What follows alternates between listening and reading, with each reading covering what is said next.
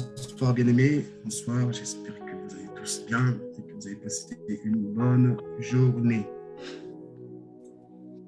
Sans plus tarder, nous allons prendre nos Bibles dans le livre des Actes des Apôtres et nous lirons le chapitre 20 au verset 9. C'est notre verset de base. Actes des Apôtres 20, on va lire le verset 9. Je lis à la version du Semeur.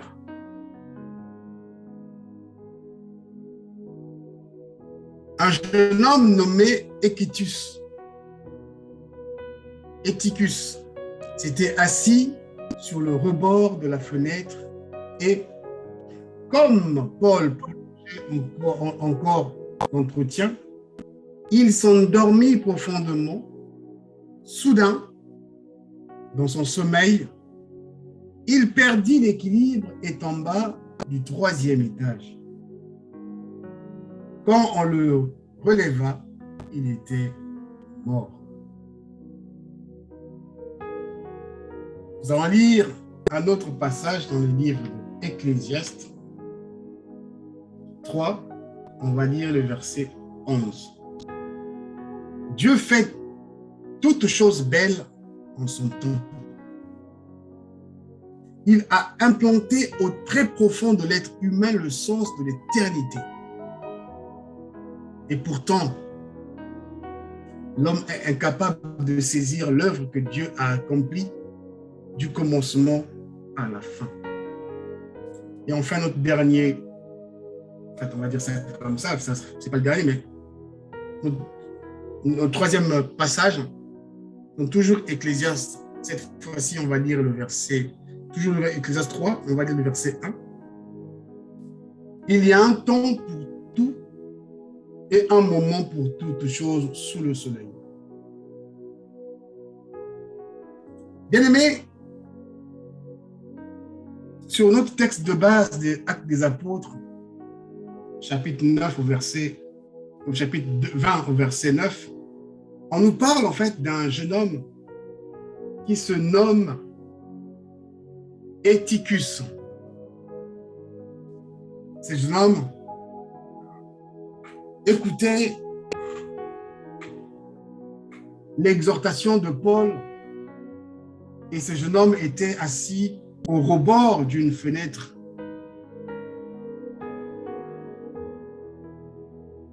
Je dirais malheureusement pour lui, Paul prolongeait dans son discours, Paul prolongeait dans son entretien.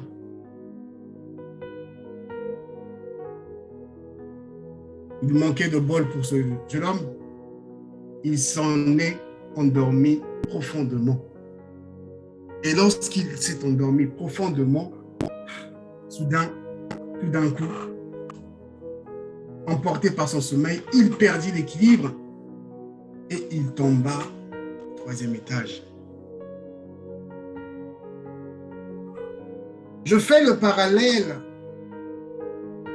avec nos vies, ma vie, ta vie.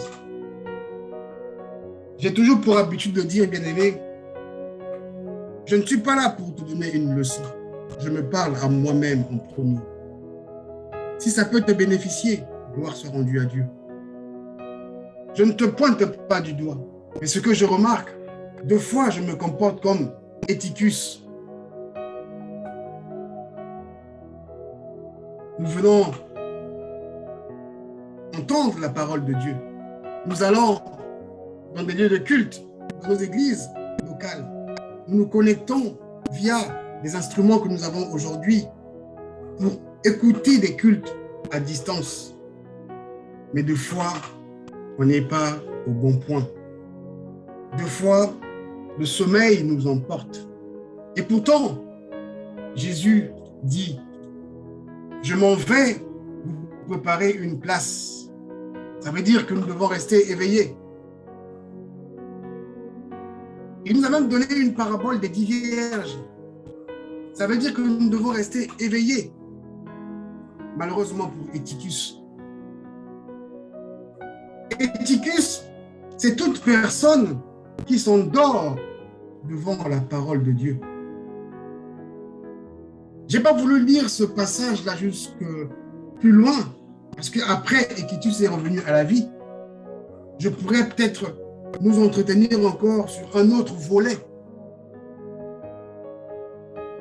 Mais ce que je veux nous dire, ce que je veux me dire cette nuit, c'est d'éviter d'être à un mauvais endroit qui peut nous endormir. À mon sens, lorsque je le lis, Éticus était un jeune homme dévoué peut-être, il avait soif d'entendre la parole de Dieu.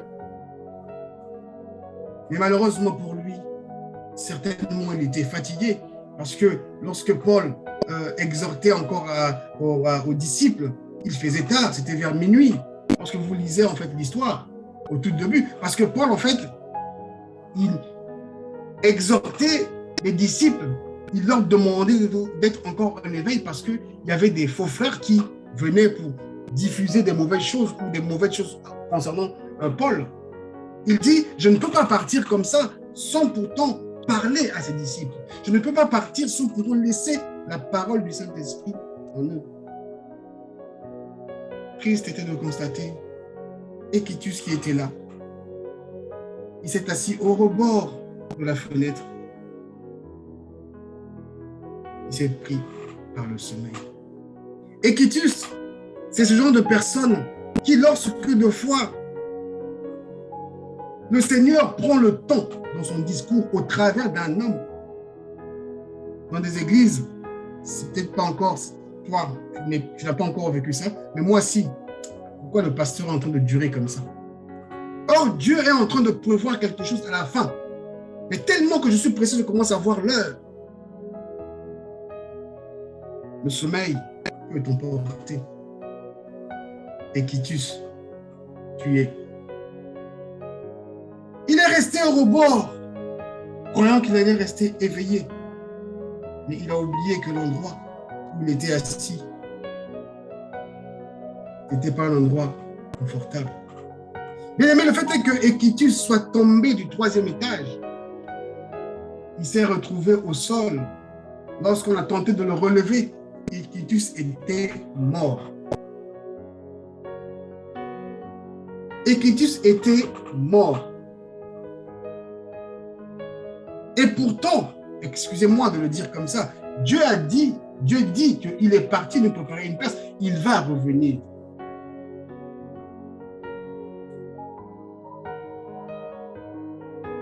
Mais le fait de se retrouver à un mauvais endroit, le fait est de venir avec des pensées, de se dire que il faut que ça soit vite, il faut que ça passe. Pourquoi le frère est en train de prendre du temps?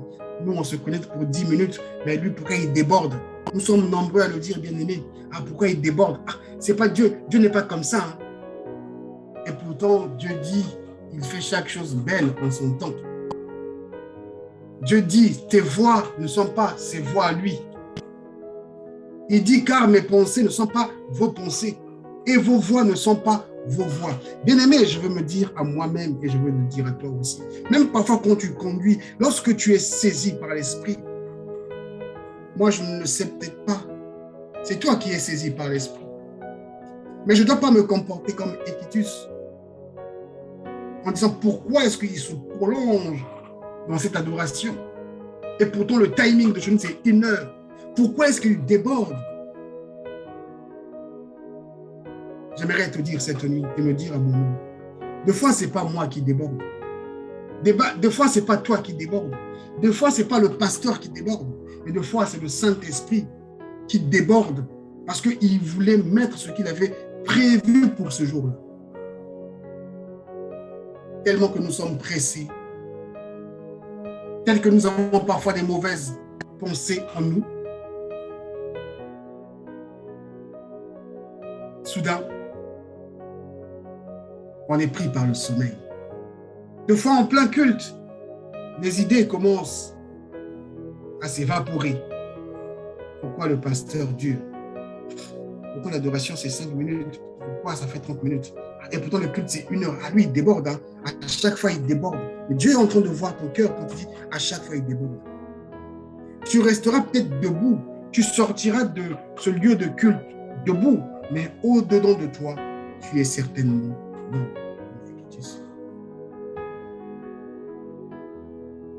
Est-ce que Équitus ne voulait pas entendre la voix de Paul? Bien sûr que si. Est-ce que Équitus était au bon point? Je ne pense pas. Est-ce que Équitus avait choisi une bonne place? Je ne pense pas non plus. Bien-aimé, lorsque tu vas dans un lieu de culte, quel qu'elle soit le lieu, que ce soit un lieu virtuel, que ce soit un lieu local, physique, disposons-nous, soyons éveillés, restons debout, car Jésus dit, il est parti auprès du Père, nous préparer une place, et il va revenir. Et Jésus nous dit, il reviendra comme un voleur. Moi, je ne sais pas, toi, tu ne sais pas quand il va venir. Même moi qui prends le temps de parler aujourd'hui, il se pourrait qu'il vienne me trouver dans une position qui n'est pas ça. Mais je le dis pourquoi? Pour que ça retentisse bien dans mes oreilles, ça t'aide. Ne sois pas comme Équitus. Ne t'endors pas. Ne reste pas au rebord de la fenêtre.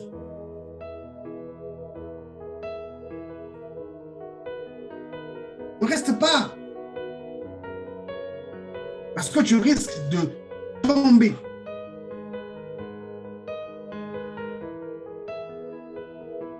Ne te lasse pas lorsque le pasteur Léon prend 2 heures, 3 heures en train de prier. Ne te fatigue pas par rapport à ça. Tu ne sais pas ce que je ferai en fait, on va dire à la 51e minute avant la fin. Ce qui m'intéresse, c'est la fin. Ce n'est pas comment ça a commencé. Je viens pour me motiver. Je viens pour te motiver. D'aimer cette présence. De ne pas calculer le temps de cette présence. Équitus n'a certainement peut-être pas calculé le temps. Il n'a pas calculé le temps. Mais il a été pris par la fatigue, pris par le sommeil. Et de son sommeil l'a conduit à la mort. Son sommeil l'a conduit à la mort. Gloire soit rendue à Dieu pour lui parce qu'il était aussi au bon endroit. Il était au bon endroit. Pourquoi? Parce que l'homme qui parlait pour Dieu, parlait de la part de Dieu. Lorsque vous lisez en fait la suite de ce passage, dit, Paul descendit, se pencha vers lui, le prit dans ses bras et dit, ne vous inquiétez pas, ne vous inquiétez pas, il a encore en vie. Si c'était au temps actuel, on allait lapider encore Pierre, Paul 2 fois. Il dit, et qu'est-ce qu'il fait? Il remonta pour lui. Il repart pour continuer. Il rompit le pain, mangea et continue de parler jusqu'au point du jour, selon qu'il a été conduit par le Saint-Esprit. Ne sois pas, quand je dis ne sois pas comme Équitus, c'est juste une facette de te dire le sommeil peut m'emporter. Le sommeil peut t'emporter. Raison pour laquelle, bien-aimé, je le dis haut et fort cette nuit. Priez pour moi. Priez pour moi parce que ce n'est pas chose facile. Priez pour moi parce que le monde spirituel entend ma voix.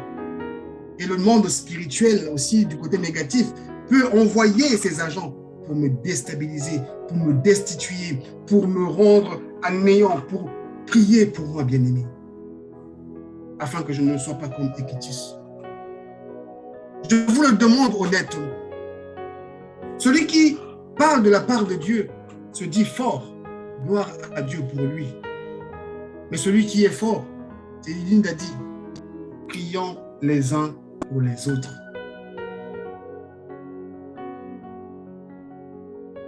Le sommeil est sur notre chemin. Est-ce que Équitus savait qu'il allait dormir? Non. Il ne pensait même pas au sommeil. Mais à cause de quoi Équitus s'est endormi? C'est à cause du prolongement. Jésus a ngopé le baki akoya azoya raté. Jésus en question avait dit qu'il va revenir, mais il ne revient pas. Il y a même une chanson, excusez-moi de le dire, ignoble. Excusez-moi de le dire. Même si on veut s'amuser, mais il y a des mots parfois il ne faut pas dire. Qui dit Jésus, en Ghana on dit quoi? Ceux qui ont zongité, en fait, la chose veut dire Jésus, si tu ne reviens pas, on ne sait pas quand tu vas revenir. On a tellement marre de ce monde. Laisse-nous, nous-mêmes on veut partir te rejoindre. Je dis, mais vous vous rendez compte de ce que vous dites? Mais tellement que les gens aiment des bêtises, ça se relaye, ça se partage. Même celui qui a chanté, je me suis demandé, est-ce qu'ils se rendent compte de ce qu'il dit? Donc Jésus qui a dit qu'il va revenir, il n'est pas assez intelligent. Voici le comportement de certains équitus qui n'aiment pas attendre. Pourquoi? Parce que Paul, il prolongeait, il parlait longtemps dans son discours. Mais Paul ne parlait pas par rapport à lui-même. Paul parlait parce qu'il était conduit par le Saint-Esprit. Paul parlait parce qu'il voulait mettre en garde ses disciples, les disciples de Jésus. C'est pour ça qu'il a pris du temps. Bien aimé, quand tu veux construire une bonne vie, il faut prendre du temps. Mais l'équitus, c'est celui qui ne supporte pas cette attente. Nous sommes nombreux à se précipiter. Je suis le premier. Je me suis précipité sur plein des choses de ma vie. De ma vie amoureuse, à ma vie, je ne sais pas, professionnelle. Je me suis précipité sur plein des choses où je me suis cassé vraiment la tête. Des fois, tu dis que oui, Dieu est là, mais il n'est même pas dans ce que tu fais. À cause de quoi? L'intimité n'était pas avec lui. Si Équitus avait de l'intimité avec Dieu, à ce moment-là, il n'allait pas être pris par le sommeil. Parce qu'il y a d'autres disciples qui étaient éveillés. Pourquoi simplement Équitus, en restant dans son coin, en entendant la parole de Dieu, pris par le sommeil? Bien-aimé, réalise combien les plans de Dieu ne sont pas tes plans. Les plans de Dieu ne sont pas tes diplômes. Les plans de Dieu ne sont pas l'argent que tu as dans, ce n'est pas des billets de banque que tu as dans ton compte en banque ou dans ta poche. Dieu, il fait chaque chose belle en son temps. Il peut prendre 45 minutes en train de parler, mais à la 47, à la 41e minute, il te dira ce qu'il a à retenir.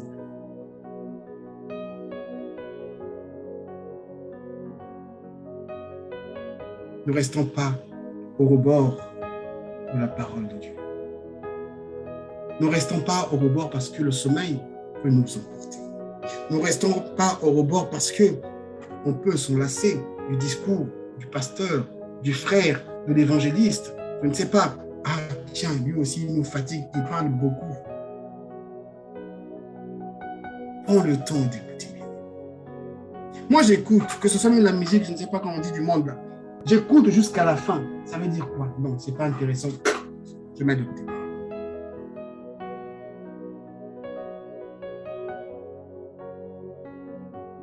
Ah, la parole, là, quand je vois sur YouTube, ah, ça fait 2 heures. C'est long, hein? Bien aimé, prends le temps d'écouter. Ne t'endors pas. Le jeune homme nommé Éticus s'était assis au rebord de la fenêtre. La Bible dit, et comme Paul prolongeait encore son discours, son entretien, ça ne m'a pas choqué en fait, parce que Paul savait. Paul savait, parce que Paul était en communion continuelle avec le Saint-Esprit. Paul savait même quand le garçon s'est retrouvé, pour tout le monde, il s'est retrouvé mort. Paul, quand il s'est endormi, il a pris avec lui. Il dit non, il n'est pas mort, il vit. Qu'est-ce que Paul a fait? Il est retourné, il a continué à parler encore de la part de Dieu, à prendre le pain, à manger avec les disciples. Et qu'est-ce Qu'est-ce qui a ramené Paul à cette dimension? C'est l'intimité avec son Créateur. C'est la soif de la connaissance. Combien même Paul, lorsqu'il était encore de l'autre côté, lorsqu'il persécutait encore l'Église, il ne persécutait pas dans l'Église volontairement, il persécutait l'Église dans son ignorance. Mais qu'est-ce que Dieu a vu dans Paul? Dieu a vu la motivation, l'amour, la connaissance de la vérité. Raison pour laquelle Dieu l'a pioché, il a dit, toi, viens ici. Cette vérité-là, c'est moi. D'où Paul dit, je traite durement mon corps pour ne pas me retrouver comme Éticus. Bien-aimé, je veux simplement que tu réalises cette nuit. Je veux simplement que tu réalises cette nuit. Un long discours peut t'endormir. Mais je prie que tu restes éveillé. Je prie que tu restes éveillé. Même quand la personne te dit des choses qui ne te plaisent pas, prends le temps d'écouter. Écoute jusqu'à la fin. Pour ne pas se retrouver à terre. Il se pourrait que, à la fin de son discours, le mot, la grâce, la bénédiction, ou je veux dire quoi, ou la clé que tu avais besoin, se retrouvait vers la fin. La raison pour laquelle j'ai lu ce passage, où Dieu dit, Dieu fait chaque chose, il fait toutes choses belles en son temps. Les 5 premières minutes, c'est peut-être mon temps à moi où je prends à construire un peu mes phrases. Dieu peut intervenir dans les 10e minutes. Où il peut dire, va encore en profondeur ceci. Parce que c'est un Dieu de profondeur. Il ne reste pas sur la surface. Il veut nous ramener en profondeur. Qui dit profondeur, qui dit prendre le temps. Pour cela, ne te retrouve pas au rebord de la fenêtre. Pour cela, ne sois pas fatigué de peur que tu puisses t'endormir. Pour cela, nous devons nous lever comme des véritables soldats, les uns et les autres, de prier les uns et les autres, que chacun de nous développe l'intimité avec son Dieu, avec le Dieu de grâce, celui qui nous appelle à manifester sa volonté. On comprendra, on saura que si le pasteur, le frère, prend le temps, n'est-ce pas, quand on prie, on dit, Seigneur, rends-moi l'intelligence inerte. N'est-ce pas, lorsqu'on prie, on dit, Seigneur, utilise-moi comme un véritable instrument. Toi qui m'écoutes, moi qui écoute parfois certains pasteurs, moi qui écoute la parole de Dieu, que je ne m'en lasse pas vite. Que je ne me mette pas sur mon lit, sur un point où je sais que si je me mets dans ce point-là, le sommeil peut m'emporter. Prends le temps, bien-aimé. Dispose ton cœur. Dispose ta place. Aménage bien l'endroit pour ne pas tomber. La grâce de Dieu, Équitus était revenu à la vie. La grâce de Dieu, la soif que Équitus avait d'office dans le temps, il pouvait être aussi chez lui à la maison. Il pouvait être aussi dehors, je ne sais pas où. Il s'est dit, là où Paul est, ah tiens, les disciples sont là. Moi aussi, je veux m'asseoir ici pour écouter ce que Dieu a à dire. Cette grâce a sauvé Équitus. Mais je veux te dire cette nuit, ne te laisse pas plonger au travers des situations de la vie. Ne te laisse pas. Ne sois pas comme ceux qui chantent cette chanson. Jésus, comme tu ne viens pas, nous, on va te suivre. Non, il a dit qu'il va venir. Il a dit qu'il va venir. Il a dit qu'il va venir. Il a dit qu'il est parti préparer la place pour toi. C'est ce qu'il a dit. Et c'est vrai, c'est certain. Il a même dit que lorsqu'il va revenir, les morts, ceux qui sont morts dans sa présence, ceux qui sont partis de cette terre des vivants dans sa présence, ressusciteront en premier. Après, ceux qui resteront encore en vie, là, qui aiment la terre, là, comme je ne sais pas comment, viendra pour eux le jugement. Mais je veux simplement nous dire, ne soyons pas comme les Équitus. Ne soyons pas Équitus. Ne reste pas au rebord de la fenêtre. Bien-aimé, prie pour moi.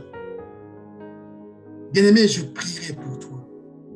Bien-aimé, le cri de mon cœur, c'est d'entendre la voix du Père et de dire ce qu'il est en train de me dire cette nuit.